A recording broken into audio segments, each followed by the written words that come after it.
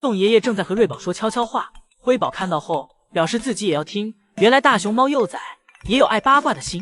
辉宝凑上前让爷爷声音大点，表示自己也想听。辉宝将爷爷捂在瑞宝头上的手推开，表示不能再和姐姐说了，要说和自己说。辉宝这吃醋的样子简直不要太可爱。宋爷爷先给熟睡中的瑞宝抱起，然后接着又给辉宝抱起，姐妹俩越来越沉，宋爷爷都得咬着牙用力了。而今天姨姨再来看瑞宝和辉宝时，带娃的任务则交给了爱宝来完成。爱宝早上吃过竹子后便来和姐妹俩玩耍，今天爱宝宠幸的是瑞宝。爱宝将瑞宝抱在怀里，给其一顿爱的贴贴，尽显母慈子孝的画面。瑞宝躺在爱宝肚子上的样子，像是躺在了一个大床垫上，看上去很是柔软。一会儿通道门打开了，爱宝直接叼着瑞宝走回家。就在爱宝将要走到通道门时，爷爷给门关上了。爷爷表示让爱宝自己回去休息，瑞宝还需要在室内继续营业。爱宝秒懂奶爸的意思，爱宝将瑞宝放下，自己回了家。而瑞宝没有被妈妈拖回家，也很是开心，屁颠屁颠的重新跑回园区。一会儿姨姨再次排队回来时，瑞宝来到了小滑梯上玩耍。瑞宝用自己的小脚给自己挠着痒，挠痒时瑞宝的小尾巴还跟着挠痒的频率一晃一晃的，看上去秋秋弹弹的，很是可爱。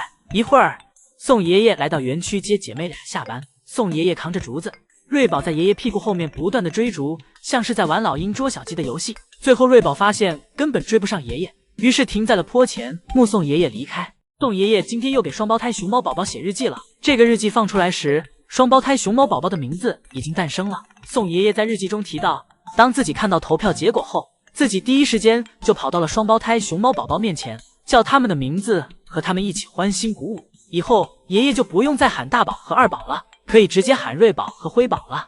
宋爷爷表示，希望自己和熊猫宝宝在一起的日子里，愿其能够成为像名字一样，一个有睿智而闪亮的宝藏。之后宋爷爷写道，今天在揭晓2个熊猫宝宝名字的仪式中，气氛很是热闹。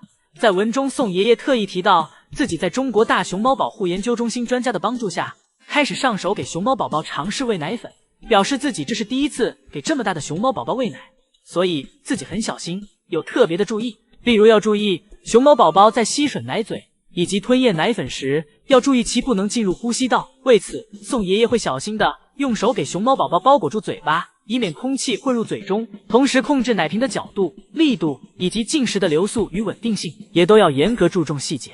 爷爷表示，在这个环节要把自己所有的感官都集中在身前的熊猫宝宝身上。这张图是宋爷爷喂完熊猫宝宝后，正在给熊猫宝宝拍背，辅助其打嗝。但有趣的是，宋爷爷身后的显示器上，爱宝好像正和爷爷做同样的事情。日记的第二部分，宋爷爷提到了2只熊猫宝宝的体重，与刚出生时相比，现在2只熊猫宝宝的体重已是当时的30倍。第3部分，宋爷爷提到了熊猫宝宝最近正在长牙齿，不过韩语直翻有些问题，大体意思是瑞宝的长牙速度比辉宝要慢一些。而现在熊猫宝宝们的牙齿称为乳牙，等7、8个月左右时，熊猫宝宝们的乳牙会脱落，然后慢慢的开始长恒牙，就像人类的牙齿一样。而大熊猫的恒牙一般在32至36克左右。而第4部分，宋爷爷则分享了熊猫宝宝们的一些细节照片，这是辉宝的眼睛和嘴巴，而这个则是瑞宝的眼睛，大家能分辨出来吗？还有他们的屁屁。除此之外，宋爷爷还在里面提到最近2只熊猫宝宝尿量变多了。最后宋爷爷表示自己会照顾好2只熊猫宝宝的，让大家放心。此时体重已经128斤的福宝还硬要趴进妈妈怀里吃奶，妈妈不给吃的话，福宝就哭闹，福宝紧跟妈妈，一有机会福宝就钻到妈妈的身下来一口。福宝全然不顾及自己形象，爱宝对福宝说，这让窗外的姨姨们看了都笑话你。福宝不听，依旧是妈妈走到哪福宝就跟到哪。一会儿爱宝走到饮水盆前喝水，而这刚好让福宝钻了空子。福宝趁妈妈喝水的功夫钻到妈妈怀里猛吃了几口。一会儿爱宝给自己藏到了滑梯下面，不过福宝很快便找到了妈妈。福宝拼命往妈妈怀里钻去。福宝今天不吃竹子，就是要吃奶。爱宝从滑梯缝里钻了出去。爱宝离开后，福宝一脸懵，刚才只忙着埋头吃奶了，没看到妈妈去了哪。福宝抬头四处张望，就是没看到妈妈在哪。福宝试图爬到高处，这样看得更清楚。福宝观察了半天，就是没回头。福宝失落的低下头，福宝找不到妈妈了。就在福宝坐下时，福宝一回头发现，原来妈妈就在小木床上。福宝爬到滑梯上，打算偷袭妈妈，但恰好此时爱宝吃完竹子了，打算离开，母女俩就这样再次错过。爱宝头也不回的走向通道门口，根本不想多看福宝一眼，而福宝则呆呆的坐在滑梯上，看着妈妈离开的背影。福宝些许有些失落，这一下福宝彻底吃不到奶了。不过好在宋爷爷这时来到了园区，宋爷爷将胡萝卜放到福宝嘴边，看到福宝张嘴，接着又给胡萝卜拿走了。福宝心想，妈妈不让自己吃奶，爷爷也要欺负自己，这日子没法过了。但失落归失落，宋爷爷离开后，福宝来到小木床上，吃爷爷刚才带来的胡萝卜，心里再难过，但饭还是要吃的。福宝妥妥给姨姨们上了一课。福宝吃着吃着躺了下来，福宝惬意的吃完胡萝卜，小手搭在眼睛上，示意悲伤只留给自己。福宝看到爷爷后，飞速冲向爷爷门口。福宝想让爷爷陪自己玩，这是见过福宝最高的时速了，但就这时速，最后还是没能追上爷爷。今天的福宝是想让爷爷陪自己玩的一天。早上福宝刚出门就想回家了，福宝在门口待了一会儿，看到门口没有任何动静，福宝转身离开。福宝闻了闻地上的竹子，上面还残留着妈妈的气味。福宝此时还在吃奶阶段，所以小木床上的竹子对福宝一点诱惑力也没有。福宝来到了扫把前，抱着爷爷制作的大竹子扫把玩耍了一会儿。福宝玩了一会儿，感觉没什么意思，福宝转身来到了小树上。福宝站在高高的树上，抬头望了望天花板。福宝这个时候对一切都很好奇，而且身上有使不完的力气。福宝沿着独木桥来到了另一侧，福宝三两下爬到了树上。福宝对着竹子树一阵拍打，将爷爷不给自己开门回家以及不和自己玩耍的怨气全撒在了竹子树上。这边玩耍够了，福宝又爬到了树枝的另一侧，这边的树干明显比旁边的要细上很多，这给窗外的姨姨们看得提心吊胆的。福宝直接站在树的顶端，福宝在上面晃晃悠悠的，镜头拉远，福宝就像直接站在了空中一样，危险系数和难度系数直接拉满。爷爷看到福宝这个表现后，立刻来到园区，表示自己给福宝开门，让其回家。福宝听到爷爷的声音后，开始调整自己的位置。福宝抓着树干从树上溜了下来，福宝从树上下来，飞快地跑向爷爷。福宝表示，这可是爷爷亲口说的，不能反悔。福宝此时开心的就像是一个200斤的小孩。今天爷爷来给福宝收拾竹子，福宝莫名的激动，从滑梯平台上摔了下来，吓得围观的姨姨们惊叫连连。福宝也摔懵了，不知道自己怎么就下来了。福宝坐在原地给自己缓了缓，之后福宝重新爬回滑梯平台，将爷爷前来安慰福宝，问福宝有没有事儿，顺便还给福宝清理了一下刚才在地上时沾得满身都是的泥土。福宝表示自己没事儿，爷爷不用担心。一会儿福宝目送爷爷离开，自己坐在滑梯平台上乖乖吃着竹子。福宝打小就扛摔。一会儿爱宝从室外园区营业完回来，发现小木床上一点吃的也没有，爱宝便直接回家了。不过走到小亭子旁边时，爱宝停下了脚步，给小亭子做了下标记。标记做完后，爱宝走向通道门口回了家。而在后面的福宝却看到了妈妈做的一切，福宝却悄悄跟了上来。福宝走到妈妈刚才做标记的地方闻了闻，之后福宝翘起尾巴，也在上面做起了标记。福宝这是将妈妈的气味擦掉，换成了自己的气味。福宝全身上下都是反骨。福宝之后来到小亭子旁，福宝本想爬上去，结果低头一闻，发现妈妈的青团阻碍了自己的道路，2、3个青团直接挡住了福宝的脸。福宝反应过来后，扭头离开。无聊的福宝开始在园区里转来转去。一会儿，福宝看到江爷爷又回来了，福宝立马跑去追爷爷。这次爷爷来是来给爱宝放置竹子的。一会儿爱宝休息完来园区时方便吃，福宝走近盯上了妈妈的窝头。毕竟福宝现在能够正常进食竹子了，吃个窝头更不在话下，所以江爷爷在旁边提醒福宝，表示那是给妈妈准备的，爷爷怕福宝给偷吃掉。宝此时正在小滑梯上睡觉，瑞宝和辉宝现在都不困，姐妹俩在独木桥上玩耍着。这才刚出门没一会儿，姐妹俩就给自己身上弄得脏兮兮的了。辉宝在园区明显活泼一些，瑞宝则越来越文静了，作息和爱宝很像，喜欢坐在小木床上玩耍，亦或是到小滑梯上睡觉。而辉宝则像乐宝一样，每天都要围着园区观察好几圈。而对于现在的人流量，姨姨们平均一天能见到瑞宝、辉宝2次。等姨姨排队2小时再回来时，爱宝已经回家了。此时瑞宝和辉宝负责值班营业，姐妹俩躺在小滑梯上，宋爷爷则在一旁给姐妹俩挑拣着鲜嫩的竹子。瑞宝悠哉悠哉的躺着吃竹子，而辉宝不仅要吃竹子，还要咬爷爷的胳膊。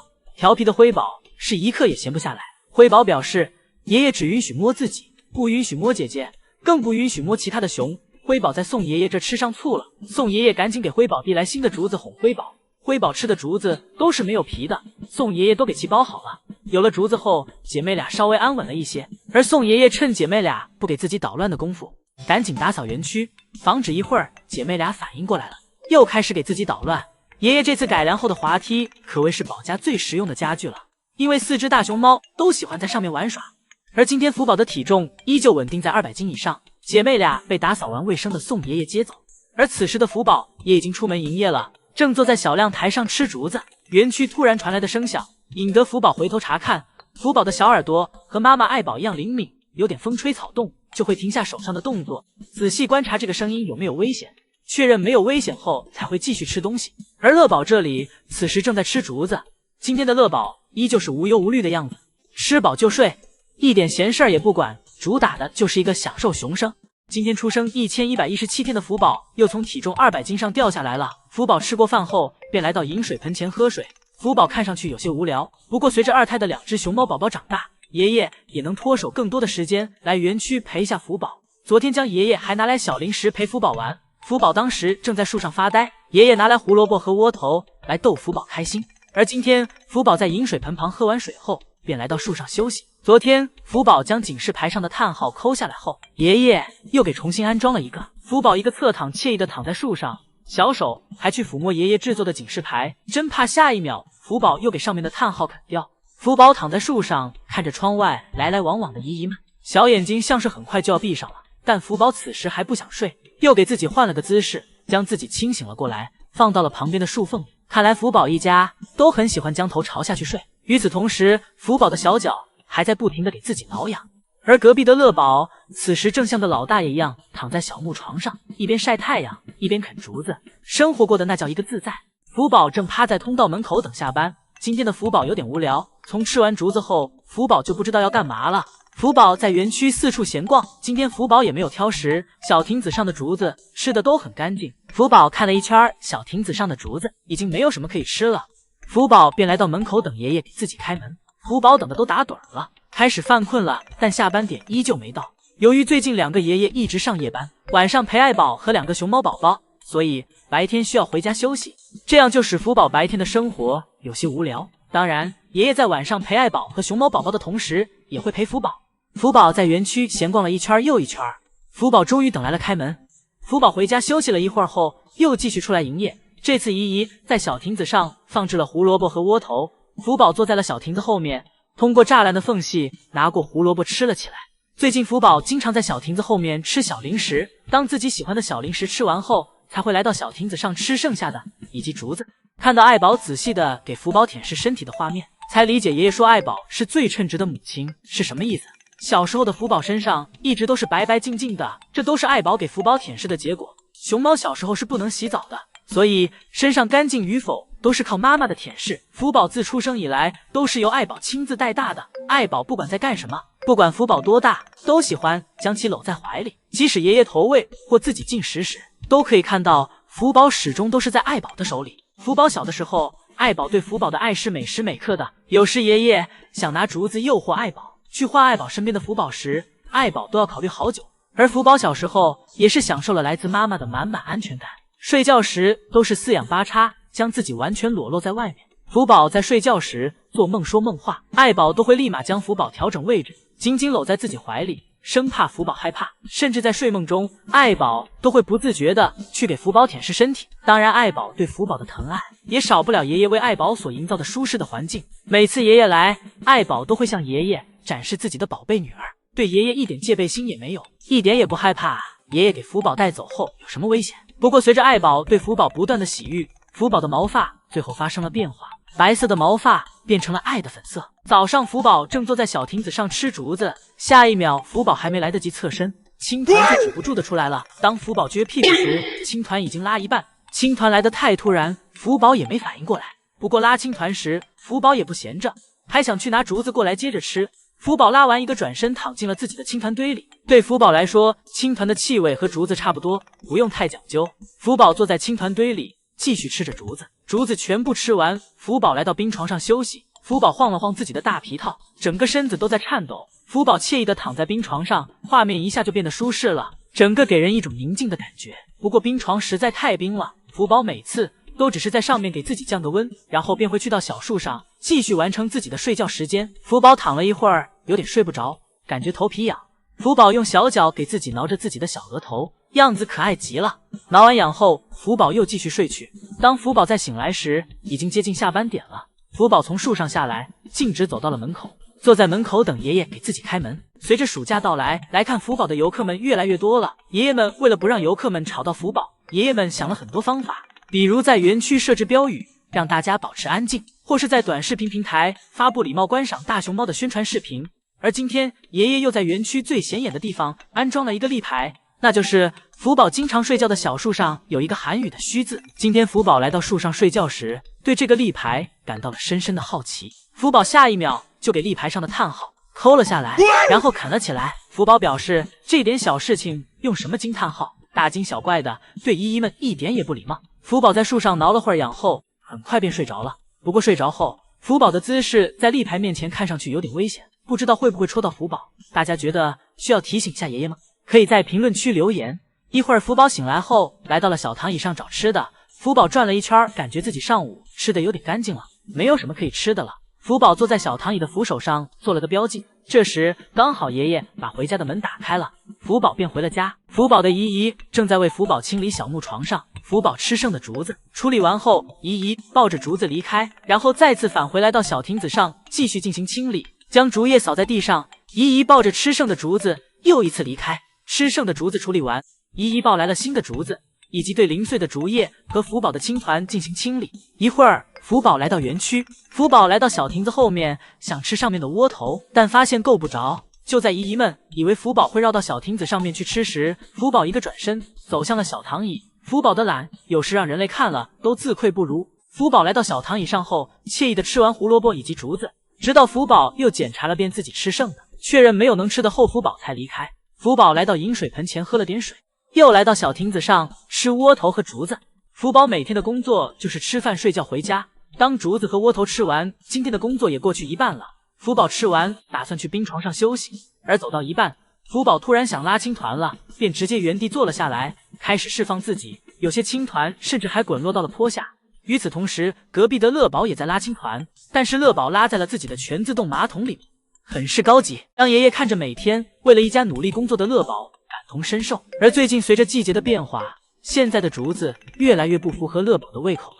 作为奶爸的江爷爷看到这一幕后，一路快步来到了爱宝乐园的竹林。爷爷想让乐宝恢复之前大口大口吃东西的样子。同样作为男人的江爷爷深知，照顾好家庭的第一要务就是要先把自己的身体照顾好，所以想看看竹林里还有没有新嫩一些的竹子。江爷爷在竹林里仔细的挑选着，江爷爷精挑细选出一些鲜嫩的竹子后，扛着竹子来到了工具间，对竹子进行清洗，用水冲去上面的灰尘。江爷爷仔细清理完竹子后，扛着竹子去往乐宝的园区。对于爷爷而言，无所谓辛苦与否，只要福宝一家能开心就够了。将爷爷给乐宝将竹子放下，不愧是爷爷精挑细选的竹子。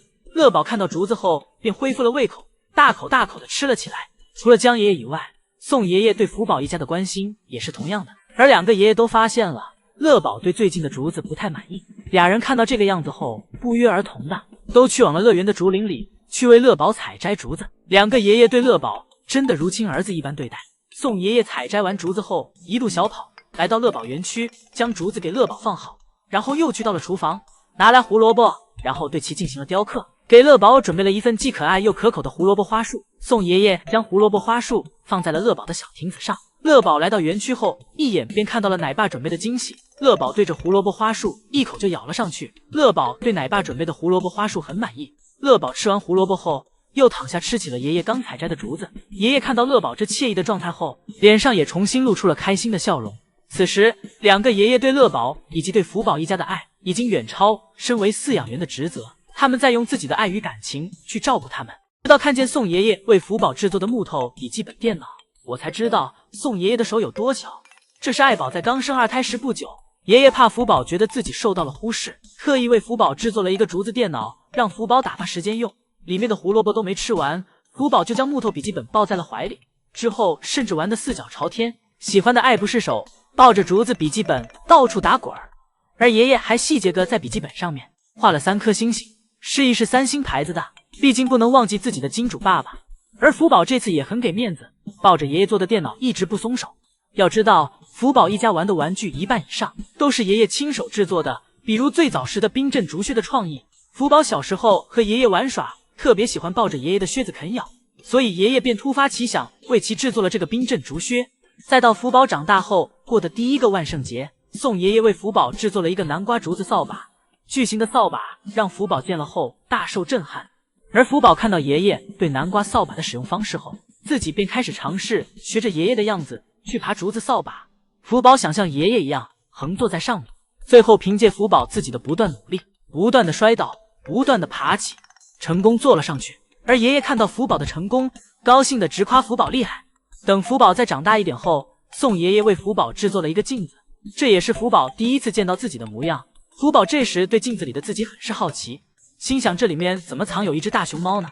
在爷爷给福宝一家检查口腔问题时，爷爷又为福宝制作了一个竹子牙刷，表示让福宝要好好爱护自己的牙齿，只有好好保护自己的牙齿，才能吃更多的竹子和小零食，而只有吃的多多的，福宝才能长得大大的。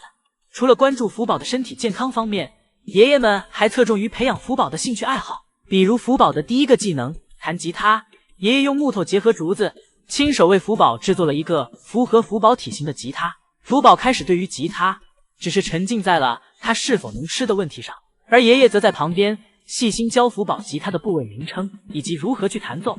而这些玩具只是宋爷爷做的众多玩具中的一部分，但已经可以证明宋爷爷的手有多巧了。宋爷爷今天带着圣熙阿姨来接福宝下班回家，爷爷和圣熙阿姨先给福宝收拾了一下竹子，而福宝在滑梯平台上打了个大大的哈欠，示意自己刚睡醒。宋爷爷伸出手，福宝下意识地向后闪去，爷爷揉了揉福宝的头，福宝看出了宋爷爷的意思，猜着就是要给自己拖回家。下一秒，福宝真的猜中了爷爷的心思，爷爷用力抓着福宝，想给福宝从滑梯上拖下来，而福宝紧紧抓着滑梯平台，试不下去。爷孙俩僵持着，但奈何福宝没有爷爷的力气大，福宝被拖到了小木床上，福宝反抗不了爷爷，便顺从了爷爷。福宝乖乖将手搭在小木床上的栏杆上，呆坐着。此时从福宝的背影看上去，就像是一个听爸爸妈妈话的乖宝宝。福宝这个样子着实可爱，而圣熙阿姨也被福宝这可爱样子所俘获了芳心。福宝坐在宋爷爷和圣熙阿姨之间，活脱小孩的模样。爷爷在一旁给福宝拍视频记录着，而圣熙阿姨作为园区除2个爷爷以外的头号粉丝，圣熙阿姨伸手和福宝握手玩耍，福宝也很懂礼貌的伸手回应圣熙阿姨。福宝对圣熙阿姨产生了好奇，站了起来。一会儿，宋爷爷坐到了福宝身边，跟福宝谈回家的事情。福宝抓住爷爷的手和衣服，和爷爷贴贴，表示让爷爷再陪自己玩一会儿。福宝牢牢抱着爷爷，就是不想放手。爷爷抬头大笑，福宝也学着爷爷的样子抬头仰去。福宝想着，爷爷老抬头干嘛？天上有什么好玩的吗？一会儿，圣熙阿姨也坐到了福宝的身边，福宝伸手也想和圣熙阿姨贴贴。一会儿，圣熙阿姨要离开时，福宝还有点不舍，福宝抱进爷爷的怀里求安慰，而爷爷觉得也是时候回家了。爷爷挥手和大家说再见，表示让大家先行离开。爱宝无情的一巴掌给福宝从小亭子上扔到了地下。今天福宝到了下班点，又不想回家了。爱宝将福宝叼到小亭子边上，然后用手一推，就给福宝从小亭子推了下来。被妈妈推下来的福宝还没有反应过来刚刚发生了什么，接着爱宝下来后，福宝又想爬回小亭子，爱宝只好再次折返，又给福宝从小亭子的爬梯上叼了下来，叼着福宝来到了门口。爱宝心想，这样福宝就会跟自己回家了，但福宝却不这么认为。福宝看妈妈回家了，自己掉头又回去了。福宝在园区转了一圈，又爬到了小树上，一会儿将爷爷来到园区为爱宝放置新的竹子，而福宝就这样趴在树上看着爷爷干活。此时的福宝感觉室外远比室内要有趣很多，将爷爷放置好竹子后来找福宝玩，将爷爷为了福宝的健康考虑戴上了一次性手套，这样爷爷就可以放心抚摸了。爷爷把玩着福宝的小脑袋，爱不释手的样子，感觉爷爷不管自己怎么撸都撸不够，而福宝这儿也没有反抗，被爷爷撸的一点脾气也没有。爷爷试图让福宝来树下玩，但福宝怕爷爷直接给自己抱回家，并没有理会爷爷。一会儿，爱宝休息完，再次来到园区。爱宝坐在小亭子上，一边吃着窝头，一边抬头看着树上的福宝。福宝则自己在树上跟自己玩着，解锁着躺在树上的各种舒服姿势。爱宝将小亭子上和小木床上的竹子都吃完后，也无聊起来，开始在园区闲逛。最后，爱宝无聊的走到小亭子上睡起了觉，而福宝则在小树上睡着，母女俩谁也没打扰谁。爱宝和福宝演绎了一场沉浸式睡觉。爱宝睡到一半，又起来吃了会儿竹子，填饱肚子后再继续埋头睡去。等爱宝躺下继续睡觉没一会儿，爱宝又饿了，又起来吃东西，吃完又继续睡。而福宝睡觉则比较老实，中途只是换了几个姿势，没有从树上下来问妈妈要奶吃。福宝正努力的将自己翻到小亭子上面，福宝从大老远就看到了妈妈的大竹笋。福宝翻到小亭子上后，便将注意力放在了妈妈的大竹笋上。福宝抱着妈妈的大竹笋，磨着牙，不断调整着自己的姿势，一会儿躺着啃，一会儿坐着啃。在福宝的努力下，成功给竹笋剥了一块皮下来。而福宝并不满足于此，福宝抱着大竹笋继续啃咬着。一会儿，爱宝从室外走来，来到福宝身边，看到福宝已经将自己的竹笋都给剥好皮了。爱宝心想，福宝这是长大了。爱宝拿过自己的竹笋来后，惬意的吃了起来，而福宝则啃着自己刚才剥掉的竹笋皮，在自己脸上蹭来蹭去。福宝和爱宝一起坐在小亭子上吃竹子的样子，既温馨又幸福。一会儿，爱宝吃完竹子后开始在园区散步，而福宝则跟在爱宝屁股后面转来转去。爱宝走到门口，看奶爸有没有给自己开门。爱宝没有等来，奶爸给自己开门，将爷爷从园区上面给爱宝扔了一个大竹笋下去，但爱宝没有发现，将爷爷在园区上面不断提醒着爱宝，直到爱宝蹲在草丛里拉青团时，这才发现了爷爷扔下来的竹笋。爱宝蹲在门口吃着竹笋，顺便等下班。福宝看到妈妈在吃竹笋，表示自己也想吃，但爱宝并不想和福宝分享。一会儿下班时，爷爷来到园区，爷爷帮福宝捡走身上沾的竹子渣和落叶，而福宝则一副乖宝宝的姿态，抱着爷爷的手臂，想让爷爷和自己玩。爷爷给福宝清理完身体后离开，福宝则自己在小木床的角落又睡了一觉。福宝睡醒，来到小亭子，福宝想爬上去，结果却一脚踩空了，给自己从爬梯缝隙里摔了下来。福宝摔下来后，被落叶沾满了全身。刚才爷爷白忙活了。等会儿福宝回家后，爷爷又要重新为其清理。宋爷爷来给爱宝放胡萝卜，宋爷爷刚伸手，辉宝就抱住了爷爷的胳膊，像是要拉着爷爷一起来小木床上玩。调皮的辉宝来回折腾，一块胡萝卜让爷爷放了好久。辉宝下一秒激动的想直接从小木床上跳下去，宋爷爷立马伸手拦着。感觉好玩的瑞宝这时也凑了过来。而最近辉宝对爷爷的醋意很重，看到爷爷喜欢姐姐，辉宝就不愿意，立马扑到姐姐身上打姐姐。宋爷爷见状，赶紧给姐妹俩拉开。宋爷爷拖着辉宝的头，表示亲姐妹俩之间要和谐有爱。宋爷爷见辉宝这么想要玩，于是便给辉宝抱到了去往室外园区的门口，而辉宝又飞快地跑了回来。此时的瑞宝已经跑到高高的树上了。辉宝跑回来后，宋爷爷也给辉宝挂了上去，让姐妹俩慢慢玩。不过瑞宝又倒霉了，辉宝最近总是喜欢欺负姐姐，看到姐姐在树上后，立马咬着姐姐皮套拉扯起来，直接给姐姐从树上拽了下来。就在辉宝给姐姐揍得激烈时，爱宝这时走了进来。辉宝看到妈妈过来，连妈妈一起给揍了。辉宝有点分不清大小王了。辉宝爬在爱宝身上，像是大汽车与他的小乘客。爱宝此时并不愿理会辉宝，而是从竹子堆里找出了刚才奶爸放置的胡萝卜吃了起来。而辉宝则一直在旁边骚扰着妈妈。辉宝和福宝小时候一样，每顿揍都不是白挨的。等哪天爱宝不忙了，相信爱宝会加倍还给辉宝的。而就在中午，爱宝吃完饭后，此时辉宝正在攀爬独木桥，爱宝想让辉宝下来，让其注意安全。下一秒，爱宝一转头，又和小亭子上的瑞宝对视上了。瑞宝立马就跑了，像是下定了某种决心。爱宝紧跟其后，给瑞宝从独木桥上推了下去。宋爷爷这时来到园区喊爱宝回家，爱宝随即叼着一个，飞快地往家跑去，而身下的熊已经被拖懵了。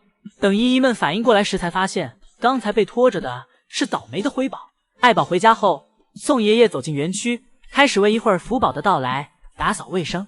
看到爱宝四仰八叉的躺在小亭子上睡觉，才知道爱宝一家的生活有多宁静惬意。福宝此时正躺在滑梯平台上玩爷爷挂在树干上的假南瓜。福宝这安逸的样子是对园区和爷爷100%的信任。一回头，福宝又发现了一根竹子。福宝这生活绝对不会被饿着，时不时还会享受爷爷的衣来伸手饭来张口。而爱宝这儿正躺在小亭子上睡觉，爱宝展开怀睡觉，证明环境没有危险且很舒适。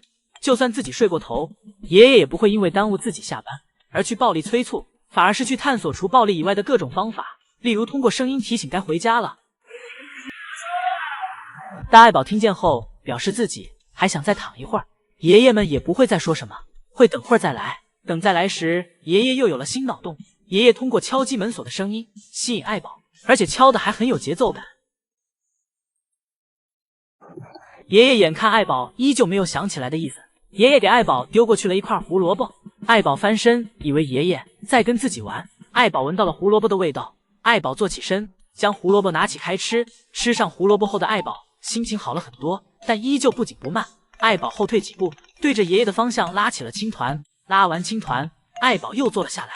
但就算这样，爷爷也只会默默在旁边守着爱宝，直到爱宝自己想回家为止。福宝的姨姨来到园区来给福宝打扫卫生，姨姨将吃剩的竹子、大根的和没怎么吃的进行扎堆，因为这些竹子一会儿还要给隔壁大象送去，不能浪费。将吃剩的竹子给大象送去后，姨姨抱来了新的竹子以及窝头。福宝从通道门里走了出来，福宝瞄了一眼小亭子上的窝头，转身走去小木床。还是胡萝卜吸引福宝，福宝坐在小躺椅上享受着胡萝卜，悠闲的姿态看上去让姨姨有种想躺平的感觉。福宝吃完来到小树上睡觉，舒坦的样子令人羡慕。福宝挪了挪自己的屁股，将尾巴露了出来。没猜错的话，福宝应该是在酝酿青团，尾巴来回摆动，但就是不见青团掉落。福宝换了个姿势，将头放在了树杈中，又睡了一会儿。睡醒后，福宝来到小花园，找了棵心仪的小树，蹲在旁边开始为其施肥。施肥完，福宝没有再去小亭子上吃东西，而是直接来到门口等姨姨给自己开门。福宝将小脸搭在小脚上，神态些许有点忧郁。福宝就这样静静等待门口发出声音，好第一时间回家。福宝就这样一直在门口坐着，没有想营业的想法。一会儿福宝有点口渴，来到饮水盆前喝了点水，又继续回去等，直到等到姨姨将门打开。这是将爷爷在乐宝11岁生日时录的视频。爷爷讲解到，今天是乐宝来韩国的第7年零4个月。刚来的时候，乐宝还很年轻，正处于青春期，那时还是一个年轻聪明的大小伙子，不过偶尔也会傻乎乎的。而现在，乐宝已经是3个孩子的爸爸了。乐宝也有了一些改变，小时候看什么都不顺眼，什么都想去破坏，现在依旧看什么都不顺眼，但成了什么都不想去触碰，唯独对爷爷的爱没有改变。爷爷还分享了福宝生日自己特意为福宝定制的足球，将爷爷试了一下抱着足球的感觉，看上去还不错。爷爷表示自己在福宝小时候也送了福宝一个足球，那时候是自己陪福宝玩耍的。福宝抱着足球表示很喜欢，一点一点的回忆涌上爷爷的心头。爷爷表示说太多，感觉累，都要留下来了。爷爷赶紧转移话题，为福宝固定足球。福宝看着似曾相识的足球，上手很快，而爷爷则是在外面安静地看着福宝的一举一动。对于爷爷来说，对福宝的感情会更多，因为福宝是自己从接生到现在每一天每一年的变化，都是自己在身边陪伴的。而现在有了双胞胎熊猫宝宝后，爷爷表示自己现在是 triple 幸福。今天福宝是一只快乐的熊猫。今天爷爷给福宝的小泳池放满了水，还在里面放了许多的竹叶。福宝用小手试了试水温后，便一屁股坐了进去。福宝给自己翻了个身，还回头让妈妈进来一起玩。而爱宝想到弄湿身体后，一会儿身上肯定脏兮兮的，便让福宝自己在里面玩。而福宝自己在水池里玩出了在海边的感觉。果然心在大海，只要有水的地方都是马尔代夫。福宝借机给自己清洗全身，就连自己的小脚丫也要洗得干干净净。最后福宝一个下滑，将自己全部泡在了水里。开心的福宝在泳池里用小手拍打着水面。福宝扑腾了一会儿，给自己甩了甩身上的水，又坐了下去，打算开始第2场。而此时的爱宝已经在小亭子上睡着了。爱宝这惬意的睡姿体现出了自己的生活有多么的快乐。一会儿爱宝醒来，来到小亭子边上拉青团。拉完青团，爱宝打算回家了。爱宝走到通道门口，让爷爷给自己开门。而福宝看到妈妈要回家，立马从水池里跑了出来。但走到妈妈身边时，福宝由于太过于激动，直接给自己造的妈妈都认不出来了。而爱宝就这样蹲在爷爷的门口，远远的看着福宝。爱宝对福宝说，劝他不要过来，不然自己会忍不住揍你。而福宝则用行动回应着妈妈，表示自己也能玩得很快乐。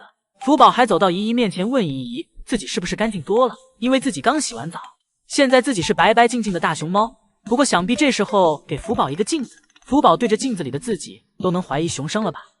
怎么自己越洗越脏了？一会儿，福宝走到通道门口，想让爷爷出来看看自己现在的这个样子。福宝坐在门口等爷爷出来，想让爷爷夸夸自己，毕竟自己洗澡后的样子，爷爷是不多见的。等了半天，爷爷终于打开门了。此时，福宝已经迫不及待地跑回家，向爷爷展示自己了。今天爷爷在给福宝放窝头时，游客见福宝还没有出来，有游客问福宝是怎么吃竹子的。爷爷听到了，立马给游客演绎了一下，拿起竹子放在嘴边，跟游客说就像这样。今天爷爷心情明显不错，就在刚才，乐宝一个脚滑差点摔倒，而刚好被爷爷看到了。乐宝回家休息后，爷爷来到乐宝园区，爷爷看着刚才差点绊倒乐宝的水池边，感觉爷爷下一秒要给泳池凿掉，谁让他绊自己的宝贝女婿了。好在爷爷理智战胜了自己的小情绪，并没有真的下手，只是让其多注点意。一会儿，福宝从门口走了出来，欢快地来到小亭子上，吃爷爷给自己准备的胡萝卜以及竹子。福宝快速吃完，来到饮水盆前喝水。喝水时，福宝感觉自己的耳朵痒痒的，福宝用小手给自己挠了挠。福宝这古灵精怪的样子实在太可爱了。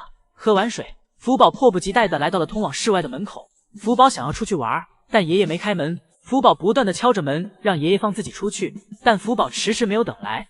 福宝回到小木床上寻思了一会儿，心里还是放不下，想去室外。福宝又折返了回去，站在爷爷出入的门口前，让爷爷快给自己开门。福宝坐在门口乖乖地等着，心想爷爷一定是在来的路上。很快门就打开了，自己只要在这儿乖乖等着就可以了。